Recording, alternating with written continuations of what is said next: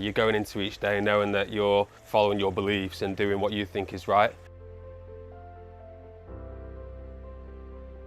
I used to work on a farm in my summers in between school, and it was vegetables and like veg and pigs and cows.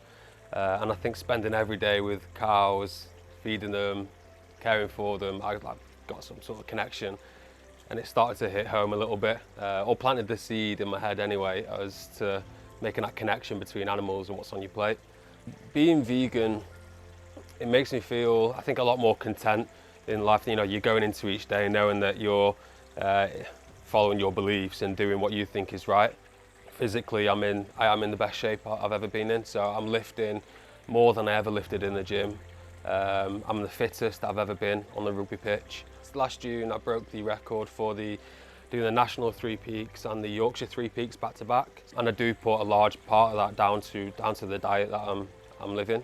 I've been travelling for the first half of this year, and I spent a few months in India, or a couple of months in India, volunteering at Karma Animal Trust, which is a animal rescue shelter in Rishikesh, India. I ended up making a really strong connection with one of the dogs, Ria, who had been taken in off the street. She was mauled by a pack of dogs on the street because she got dumped after being a puppy from a family. So I took a really strong liking and bonding to Ria. I managed to convince my family to adopt her and bring her home. So she's just the sweetest. Like, me and the family are all obsessed with her. She's so cute. I was in Iraq in May. Me and a friend, we raised I think it was just over $3,000 in the end, which we went, filled a truck full of toys and gifts, balls, dolls, all sorts from shops, and then took them to one of the largest Syrian refugee centres in Iraq, and gave them all to the kids there.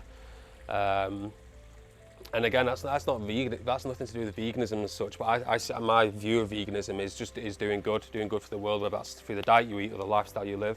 Use the internet, find out what food you can and can't eat. Use it to research the positive impact of being a vegan, and again, because that will make you feel so much more comfortable in the decision that you're making.